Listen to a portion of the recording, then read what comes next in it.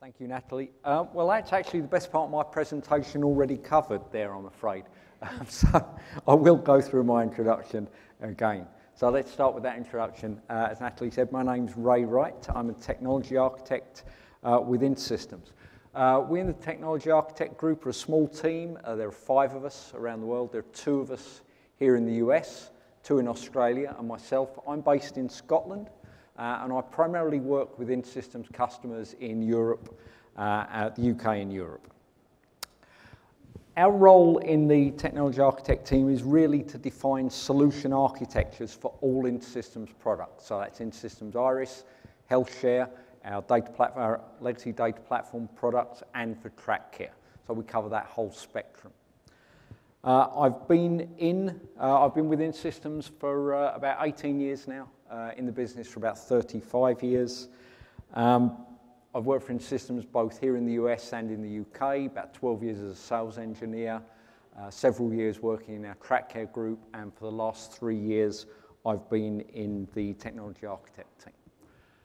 So, moving on, that's me. What about the session? Well, what we're going to do today, 3 things. We're going to define what high availability and disaster recovery are and also aren't.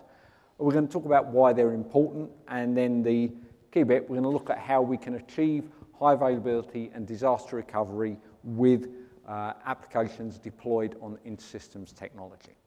If you do have any questions as we're going through, please let me know, and I'll try and, if they're part of the flow of the presentation, I'll try and answer them then. Otherwise, we'll come back to them at the end. But just stick your hand up and we'll take it from there. So let's start by defining some terms. HA and DR, what are they and what aren't they? Well, high availability and disaster recovery are both component parts of an overall business continuity strategy. And a business continuity strategy is really the overall plan that your business has to keep the lights on and the business running in the case of failures, outages, and disruptive events. Within that, we can split them up. High availability is really the provision of resilient IT systems that can tolerate failure of some sort because they have redundancy built into them. And disaster recovery is a data-centric strategy for dealing with events that go beyond the capability of our highly available infrastructure to cope with them. So if things happen on our HA infrastructure that we can't deal with, that aren't covered by the mechanisms we've built in, then we fail over, then we take the decision that we're going to invoke our disaster recovery plan, and that's when that kicks in.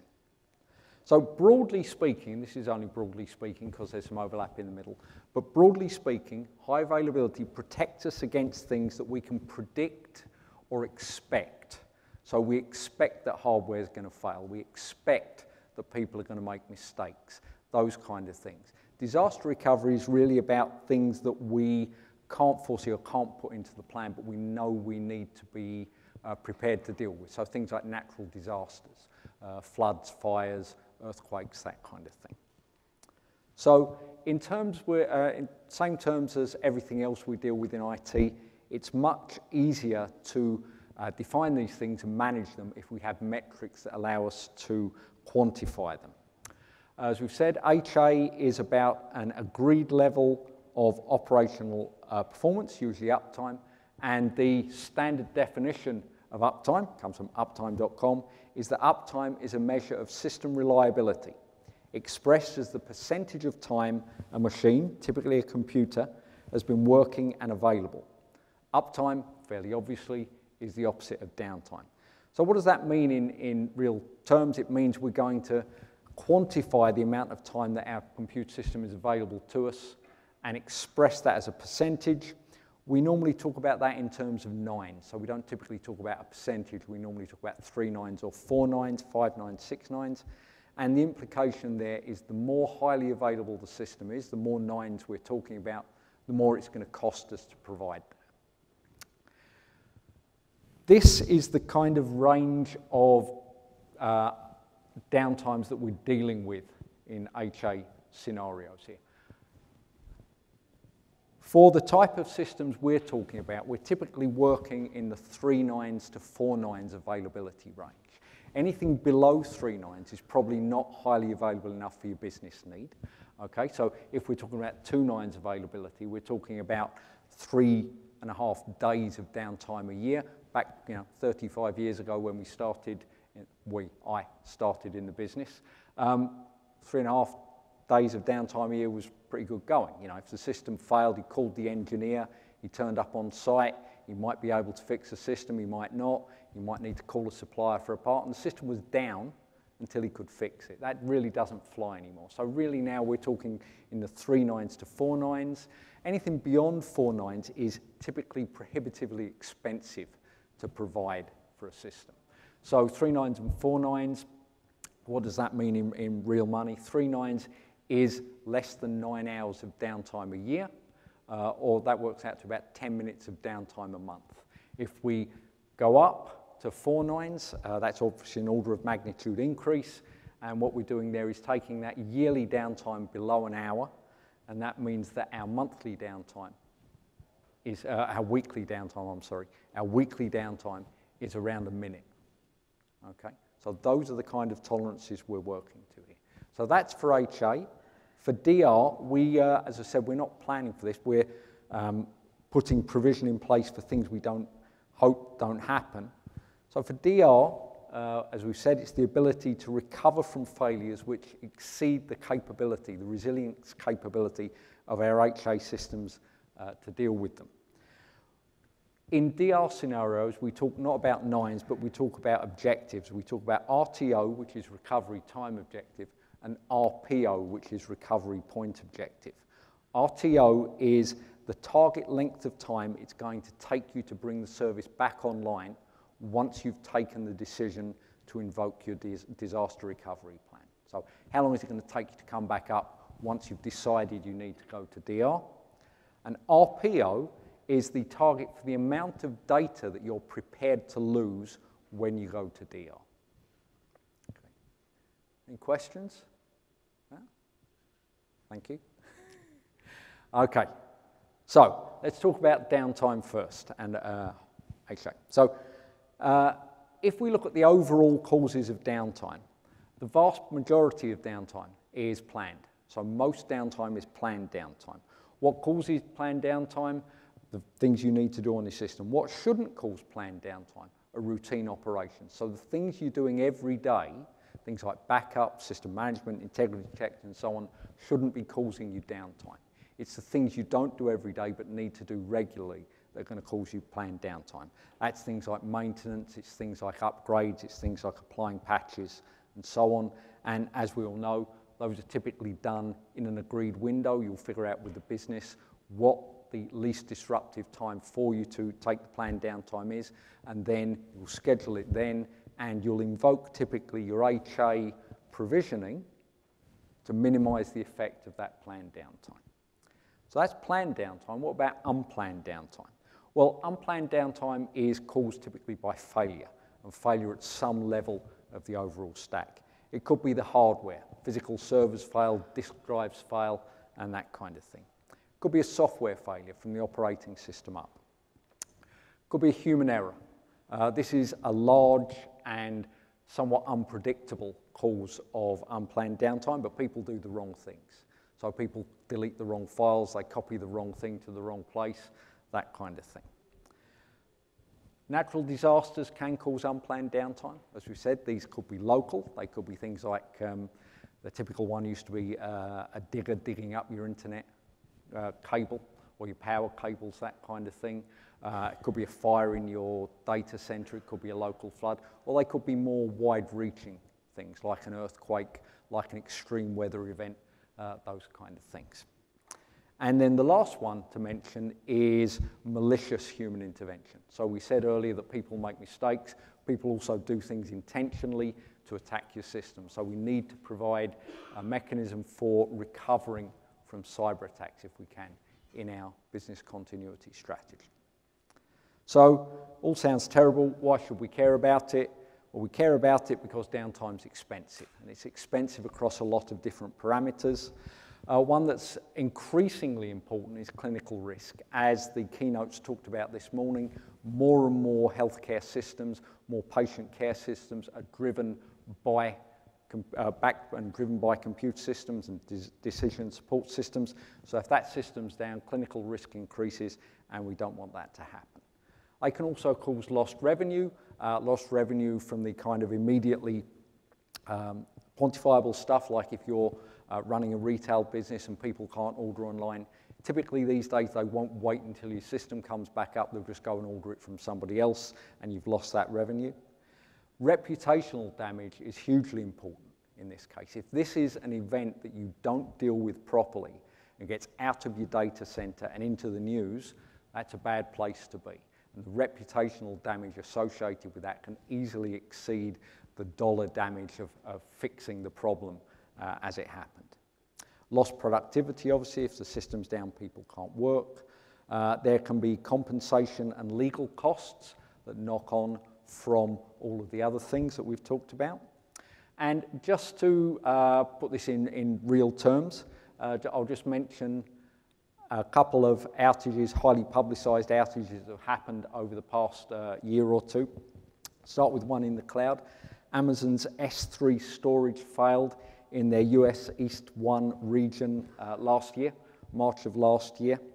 The outage lasted 5 hours and affected all sorts of major online applications, including commercial applications and technology applications. So people like Expedia were down, but also people like the Docker registry was down, Slack was down, Git was down, all these kind of things. It even affected Amazon. It turned out they only had one copy of the icons they needed to populate their availability dashboard, and that was on the failed storage. So for the duration of the outage, they couldn't even tell you what wasn't working. Okay? The interesting thing about this one is that if you read any documentation about high availability in the cloud, or you talk to any technology architect or any cloud architect, the first thing they'll tell you is replicate between regions, be highly available. Well, all these companies didn't get that right, and that's really cloud availability 101. So if they're not getting it right, it points up the fact that there's a big gap there where people aren't addressing these potential issues, and they will happen. They will happen. It's not a case of if, it's a case of when. Next one is one that was caused by human error. British Airways were out over, their main data center failed over a holiday weekend, one of the busiest travel weekends of the year in Europe last year. And this one, BA aren't all that keen on talking about it, but the received wisdom is that this was caused by human error. So what happened was they had a power failure in their data center. They had a plan in place to deal with that, but the guy actually enacting the plan got it wrong. So he made a mistake when he was bringing the power back online, and the effect of that rippled out through their data center and shut down everything. They were down over the whole weekend.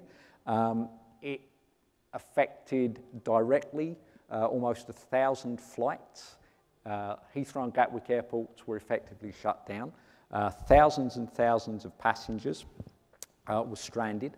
And because of the way flight compensation works in the EU, British Airways not only had to pay for the cost of all those flights again, but they actually had to pay for the cost of putting those people in hotels and feeding them until these things were resolved. So conservative estimate is that the costs of that alone ran to something like $250 million US.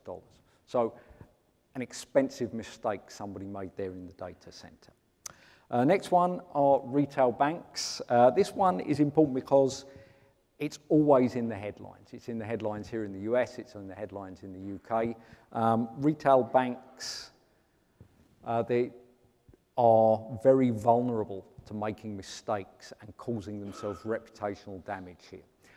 The poster child for this, certainly in the UK, is a bank called TSB, Trustee Savings Bank. They, over the last 2 years or so, have had an ongoing litany of outages and failures following a failed upgrade.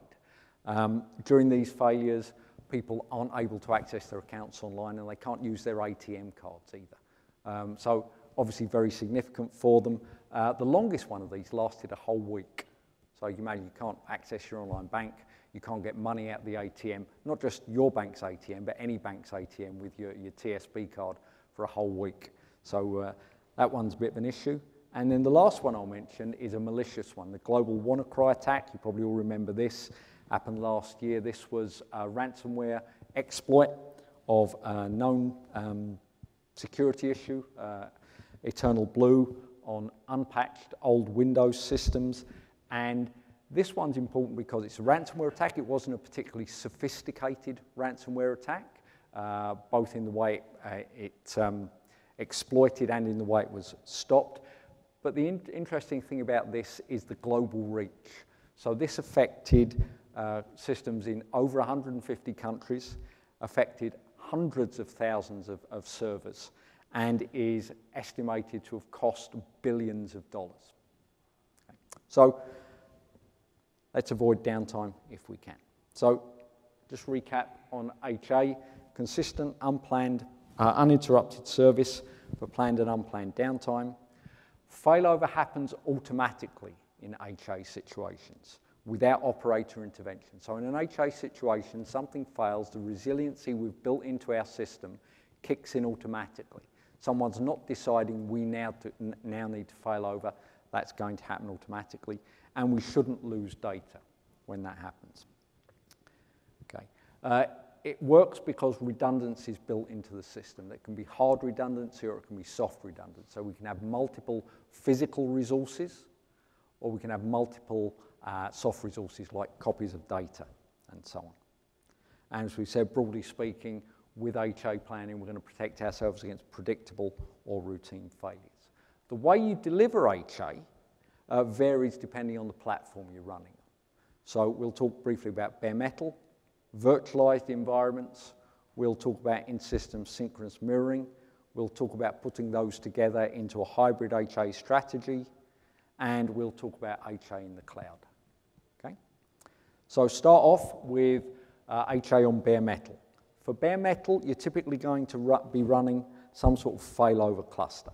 In a failover cluster, you have two identical servers in an active passive configuration. So one server is currently active and is accepting updates. The other is there ready to take over if there's a failure on the primary active node. You'll notice that we've got two servers, but only one copy of the storage. So it's a shared storage solution. So immediately you can see that we've protected ourselves against server failure, but we haven't protected ourselves against failure at the database level. Obviously, these things share an IP address. And what happens when there's a failure? When the active system fails, the cluster manager detects that failure, and it transfers control of the storage and the IP address from the old active to the passive and restarts at that point. Typically restarts the passive mode that's now coming up as the active. That runs through its normal startup protocols, and that's important because that's the mechanism that we use to ensure that we have transaction integrity in the databases at that point. So we're going to run through normal iris startup, which is going to make sure we've got transaction integrity at that point. So what does that mean?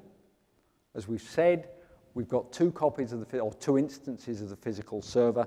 So a physical server power loss or crash should be handled seamlessly.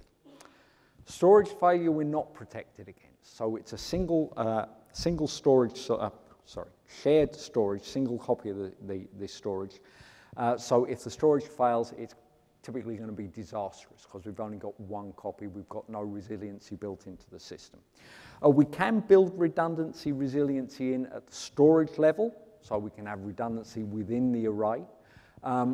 The exposure there is that we are then prone, or we can suffer from what are called carry-forward propagations.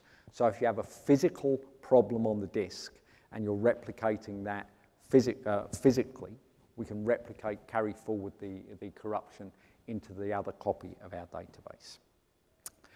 If iris shuts down, hangs or crashes, it's not going to be automatically detected by the cluster manager typically, but we can script that in. So it's something we would suggest, and it is relatively easy to do if you're running a failover cluster.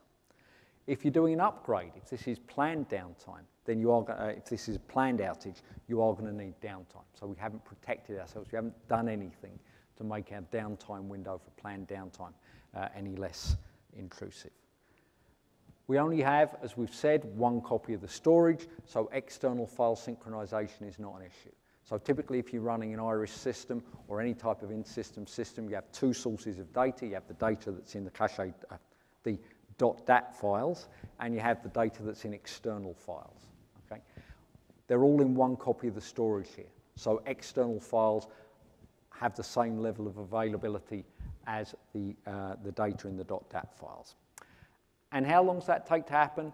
So typically this takes minutes to happen. So why so long? It's because the cluster manager has to detect the failure, reassign control of the storage in the IP address, and then go through the normal startup protocol of what was the passive node and is now the active node. So typically that's going to take several minutes to happen. Any questions about bare metal failover? No? Okay. How many of you are still running on bare metal? Okay, more than I expected, actually. Okay, do you use failover clusters? Yep. So you'll need a cluster manager. They can either be operating system ones or they can be third party. Okay. Virtualization HA. VMware is the de facto standard in our customer base. Other hypervisors are available, things like Hyper-V, KVM, AHV, and so on. The terminologies differ, but the principle's the same for Virtualization HA on all of those platforms. So I'm going to be using VMware examples here, but if you're running on different hypervisor, things should work pretty much the same. So in a VMware architecture, they're always, by design, highly available. So that's the way VMware works, okay? It's not a decision you have to take. If you're deploying an ESXi cluster, as per VMware's best practice recommendations, it will be a high availability cluster. Their best practice recommendation requires a minimum of 3 physical servers with shared storage. So again, we've got multiple physical servers, but only one copy of the storage. You can probably see where this discussion's going. Why 3? One is active, one physical server is active, one is there to be the target if there's a failover, and the third one is there in case anything happens to the other 2 so you can continue being highly available. That's why 3 rather than 2. But as we've said, it's a single copy of data still in shared storage. As I've just said, the virtual machines are not permanently assigned to any specific physical server. In the case of an operating system or an operating system or an application error that's detected by VMware, the VM restarts on the same physical server. So if we have a problem on a physical server that isn't the server itself, the VM restarts there. Obviously, if the physical server itself fails, we can't do that, and VMware will then move that or restart that VM on a different physical server. You can explicitly monitor for platform issues. So an application heartbeat, you can do that through an availability script. And the time to recovery is still typically a few minutes. So for this protocol to be gone through, for the failure to be detected, for the virtual machine to be spun up either back in place or on a different physical server, is again going to take a few minutes. If you cast your mind back to that table we had earlier, that puts us in the 3 nines range. Okay, so that's going to be minutes at a time. So typically, if you configure this properly and manage it properly, it'll support 3 nines of uptime. So if that's what your business requirement is, this can be a good solution for you. The diagram of what that looks like, fairly simplistically, we have our 3 physical servers. One of them has failed. The VMs that were running on that server have now been migrated off by the VMware software onto other physical servers, not necessarily all to the same one. Okay? If we think back to our list of characteristics and what we're covered against here, you'll see that we're actually covered for pretty much the same things that we were with the failover cluster. So if a physical or virtual server has a power loss or a crash, that should be handled seamlessly. If there's a storage failure, again, that can be disastrous for the same reasons that we were exposed to it with a failover cluster, because we only have a single copy of the storage. If there's an iris shutdown, hang or crash, we can detect that and handle that gracefully. Iris upgrades, again, require downtime. Because we only have one copy of the storage, we can only have one thing controlling that at once, so we need downtime to do upgrades. External file synchronization, again, it's one copy of the storage, there's no replication, so your external files are as available as the data in your .dat files. And again, your mean time to recovery is very similar. It's going to be minutes here, typically, for this to happen. That's Virtualization HA on its own. Several years ago, InterSystems introduced our own mirroring technology. Okay? The idea being that we would provide a mechanism for rapid, reliable, and robust failure between systems. And the key difference here is that it's a shared nothing solution. So we have redundant compute, as we have with the other solutions, but we also have redundant storage here. So we're having multiple copies of the storage.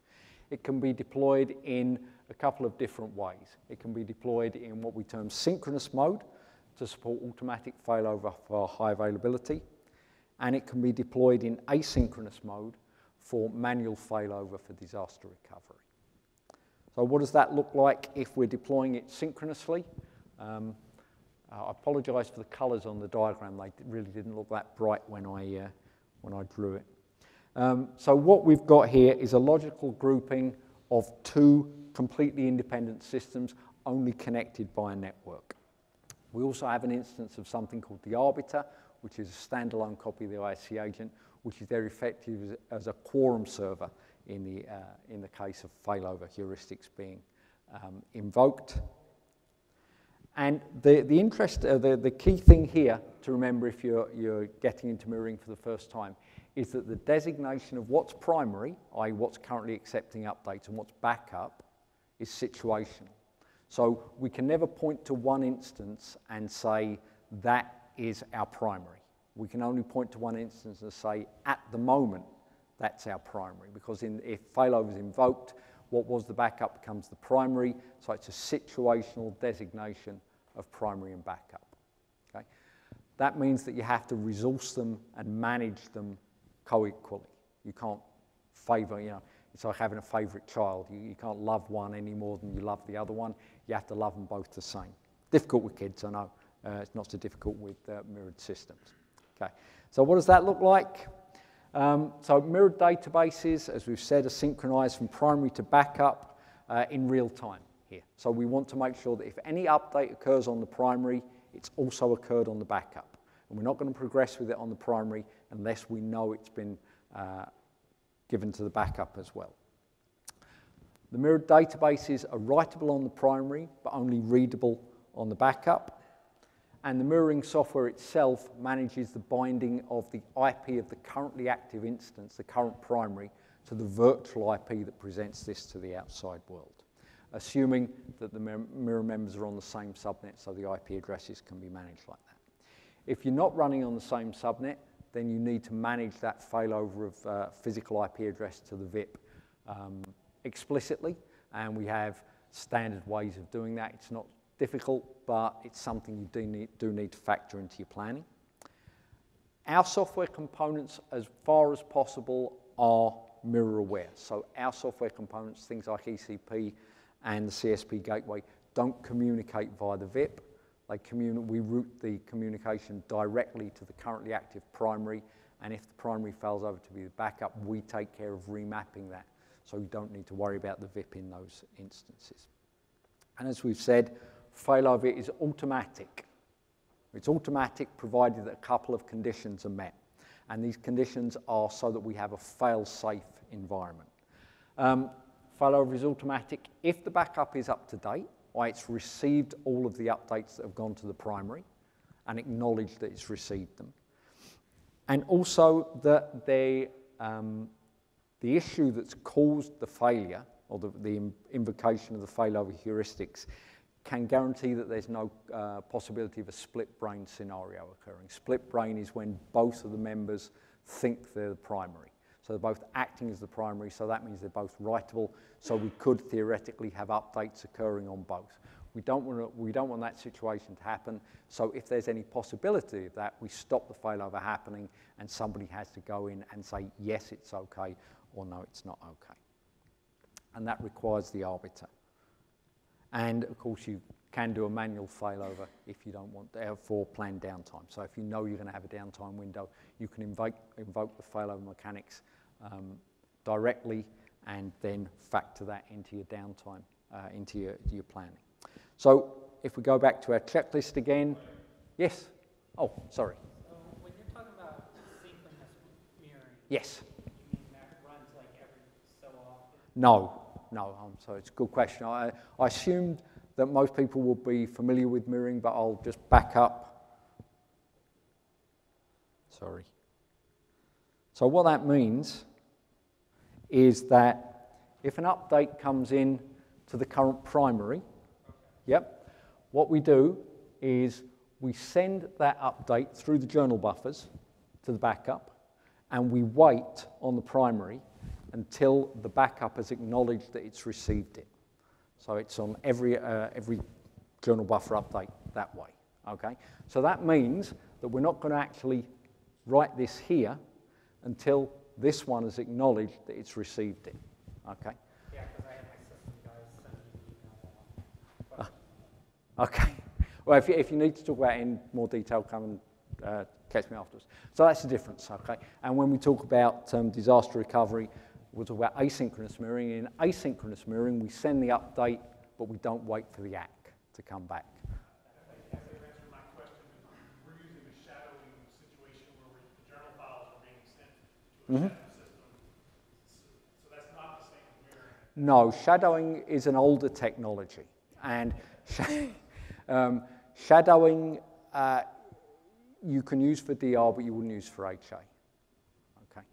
So shadowing is much more like asynchronous mirroring in that we just send the updates. Yes? So we have local pair of synchronous mirrors in the local data center, and we also have a set of asynchronous mirrors. Yep. So what happens with the acknowledgement on the right on the local box? You know, the data sent to both the synchronous mirror and the asynchronous mirror. Yep. Because you said he doesn't wait. Doesn't wait for the ACK from the async. So the gating factor is always the synchronous mirror, yeah. So we don't proceed and do anything until we get the ACK back from the backup here, okay. So just because we've sent it, said, oh, there's a DR mirror, that's an unattended process, if you will. We're just throwing the updates over the side and hoping they're picked up on the other one. Okay. Well, I should wait in some trepidation for that. I hope the time down here is not right, because that's telling me I've got 7 minutes left, and I've got about 30 minutes worth of presentation still to go. It's all the questions. Where were we up to? We were past this, weren't we? Okay, so synchronous mirroring characteristics. As we've said, physical server power loss or crash should be handled seamlessly. Slight caveat in that that requires the arbiter to be there. Arbiter was 2015.1. If you were implementing mirroring for the first time today, I would not suggest you do it on any version prior to that. The mechanics are too flaky, in my opinion, so 2015.1 or later. Storage failure we're now protected against. So we have a replicated database, we have 2 copies. If our primary storage fails, our backup storage kicks in, and life's good again, okay?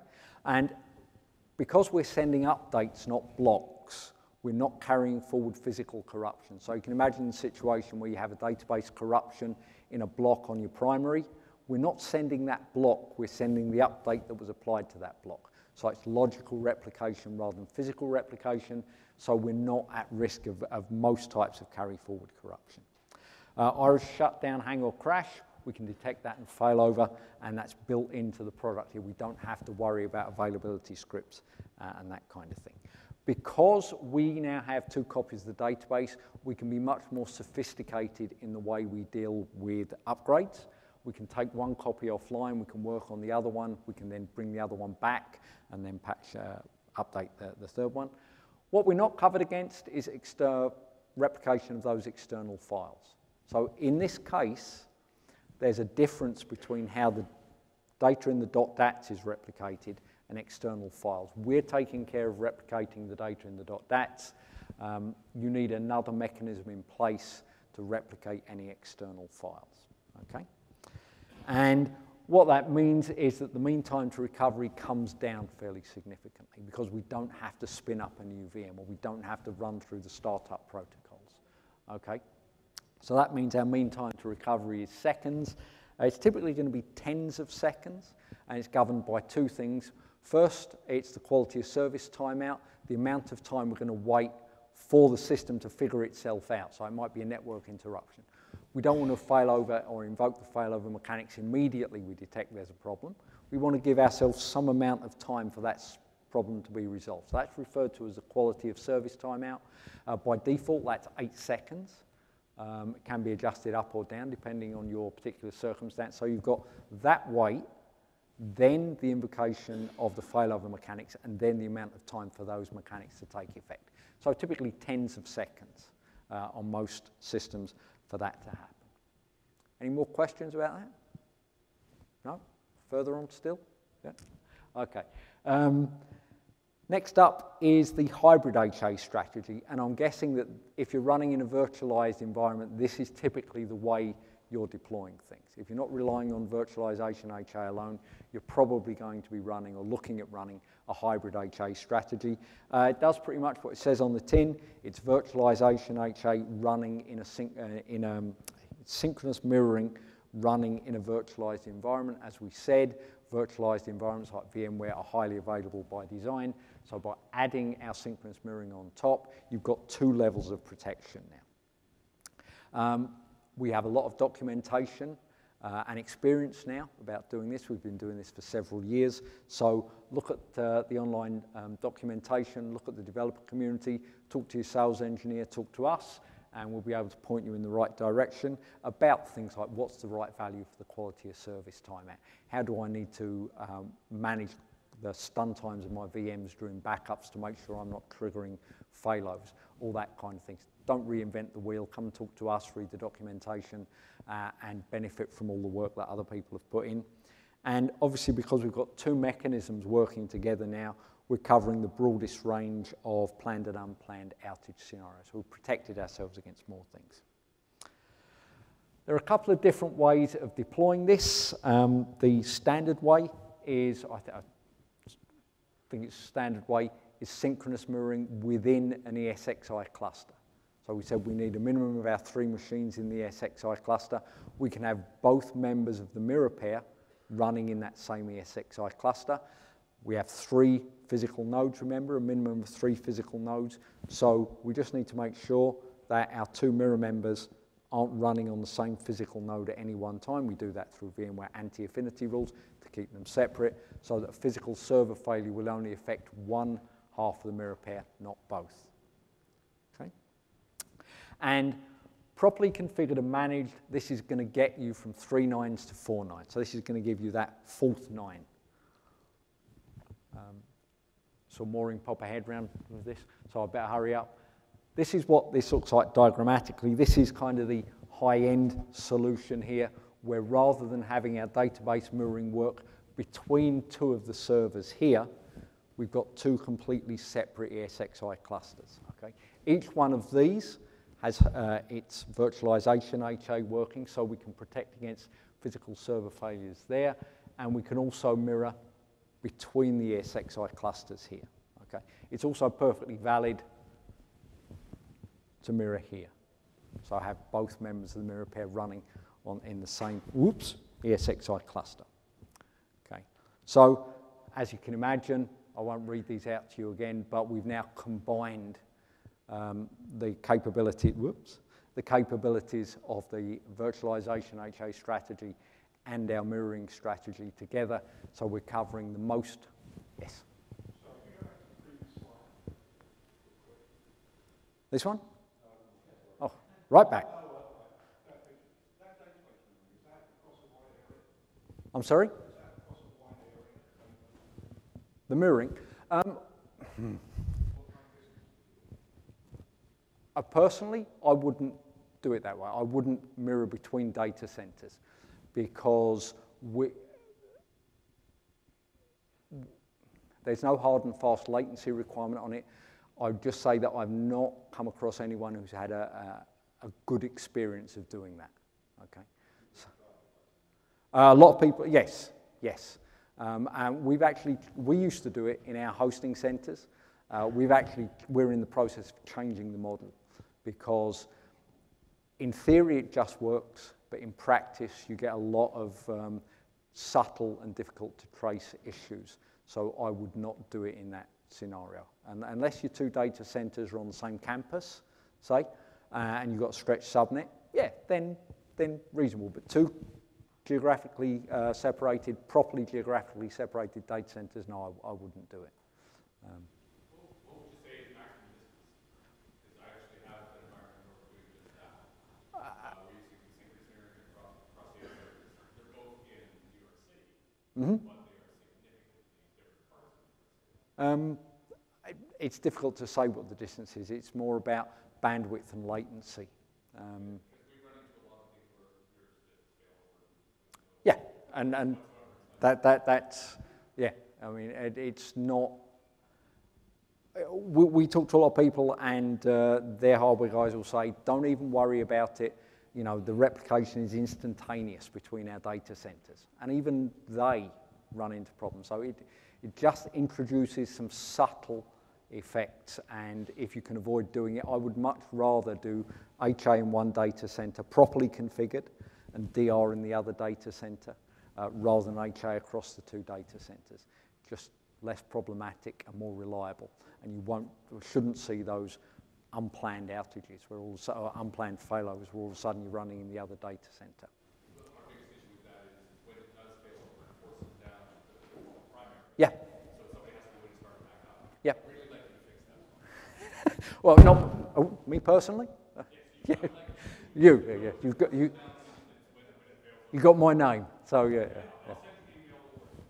Cool. I love New York. So. Okay, so as I said, hybrid HA addresses the broadest range. So which one are you going to use? Well, you shouldn't make your decision based on, well, that sounds kind of cool technology. You should really make your decision based on your business requirement. Does your business require 3 nines or 4 nines? As we've said, Virtualization HA on its own is a 3-9 solution, properly configured and managed. Adding mirroring gets you that extra 9, but it comes at a cost. It comes at a cost in terms of resource, because you need more servers, you need more storage, significantly more storage, and you also got management complexity. You've got to configure the mirror. You've got to, as we said, they're co-equal. You've got to back it up. You've got to love it as much as the other one, really. So make your decision based on what the business requirement is. There's a high availability strategies white paper that's available from us that's got all the details in this, including the nicely traffic colored diagram that I'm referring to here. I've put a link to that in the end of the slide deck. So moving very swiftly on, HA in the cloud, big 3 cloud providers, Amazon AWS, Microsoft Azure, Google GCP. Our recommendation is that because you no longer control that physical data, you mirror everything. You don't trust the availability of the cloud provider. You proactively mirror it, manage that, so that you can take care of it being highly available. Again, terminologies differ. AWS talk about availability zones or AZs. Azure talks about availability sets. GCP talks about zones, but refer to our reference architectures. All of them contain mirroring as part of the reference architecture. It shouldn't be an add-on. It should be just what you do if you're deploying in the cloud. And the other thing is that there's no automatic binding to the VIP. So you are going to have to manage that programmatically. And again, we've got example scripts on developer community if you're going to be going down that route. Moving swiftly along. Disaster recovery. What disaster recovery is, as we've said, is provision of some external capability if your highly available system fails. If something happens your highly available system can't deal with, then you can invoke failure to DR. DR in the cloud is an option, so DR as a service, typically it's called now. Be careful with this when if you're considering this, be careful to factor into your pricing or your costing the fact that at some point you're not only going to want to fail over to the cloud, but at some point, hopefully soon thereafter, you're going to want to fail back out, okay? And figure out what the cost is of getting all your data out, because getting data out of the cloud is much more expensive than getting it in. So if you think this might be a cost-effective option for you, do think about that as part of your overall planning. The days when we size DR to only run a subset of your users or a subset of functionality are pretty much over. So these days we typically size DR to be 100% production capacity, but without any redundancy built into it. So we've only got the redundancy that's there in your storage or there in your servers. So it's a single server solution. It's not typically a highly available solution in the DR site. It's just a single copy. As we've said before, failure to DR is a manual process, and it may incur data loss. So HA, automatic, no data loss. DR, manual, there may be data loss, okay? And the choice of the solution, how you're going to provide your DR capability, is driven by what your business's RTO and RPO are. So how long is it going to take you to come back from an outage once you've decided to go to DR, and how much data are you prepared to lose? Those requirements are going to drive the decision about what your data replication strategy is going to be, and that's the big thing here. You know, your server provision is fairly static, but you need to keep an ongoing stream of data going to DR. It's typically asynchronous, so if we're talking mirroring, we send the update, we don't wait for the act coming back. If we're doing something like backup and restore, we send the backup, and that's it, okay? Various types or various ways of replicating to DR, kind of one end of the spectrum to the other, backup and restore. You've got asynchronous mirroring, you've got storage level replication. Don't dismiss backup and restore without considering it as an option. In this case, what you're doing is you're taking a backup on a regular basis, you're sending it to your DR site, and then if there's a problem, you restore the backup at the DR site, and that becomes your primary. What's your RTO there is the amount of time it takes to restore the backup. Your RPO is however long it was since you took a backup. Okay, so if you take a backup once every 12 hours, your maximum exposure is 12 hours. There are things you can do to mitigate that. So you might take your backup once every 12 hours and copy it to the DR site, but then copy your journal files on a regular scheduled basis. So in that case, your RPO will be the last valid set of journals that you copied across. So there are things you can do there. As I said, your choice of mechanism is going to be dictated by your RPO and RTO and the money you've got to pay for that. And again, our normal startup procedures will ensure transaction integrity of each instance. So if you fail over to DR, you start up the instance, it's going to run through its startup heuristics, it'll roll forward journals, it will roll back open transactions. So we're going to have transaction integrity of each instance at the DR site. It's important to remember that if you've got multiple instances, each being replicated to DR, each one will be will have transaction integrity, but when they recover, they might be at different points in time. So you're going to have to build into your DR planning or your failover protocols the fact that somebody's going to have to check that and possibly mitigate that. Okay. So asynchronous mirroring, as we said, similar to HA mirroring, but the updates are not act. So we just send them. We don't wait for the act coming back, so we just proceed on the primary. That means that the DR async may be behind the primary, so that's where our potential for data loss comes from. So if we've sent updates that haven't been processed, that's our potential data loss. As we've said, our normal startup procedures will ensure transaction integrity, and promoting the DR async to be a production system is done manually. So you can promote it to be the primary, or you can promote it to be the backup if you've still got your primary running. Obviously a DR async can only be connected to one mirror pair, but a mirror pair can be connected to multiple DR asyncs. So you might be replicating to several different places. To be honest, I don't know how paranoid about security you'd have to be to do that. I don't actually know anybody who does that. You're not going to put your hand up again, are you? No. But it is a possibility, and there's another, as I said, there might not be consistency between multiple instances if you're replicating each one individually, and there's another type of async called a reporting async that you can add in. I'll just mention very quickly storage level replication. That's typically an add-on product for your storage appliance, or it's provided as a service. They all work the same way. They work by installing some sort of write splitter. The way that works is an update being made to the storage on the primary. At the storage level is then split. One copy of the update goes to your DR replication target, one goes to your local storage. Okay? And typically, the way these work is by waiting for an ACK from the DR replication before proceeding with the update on the local storage. We work with, or we have worked, we've tested with a lot of these, EMC Recover Point, Pure Storage and Catalogic, Infinidat, Zerto, Veeam are all ones that we've worked with and have levels of experience with. Thank you very much for paying attention. As Natalie said, please do complete the survey in the event app. The sessions, recording and the slides will be available online. They're probably available online even now, actually. If there's any questions, come find me afterwards. I'll be around the conference the rest of the week, or you can find me in the Tech Exchange.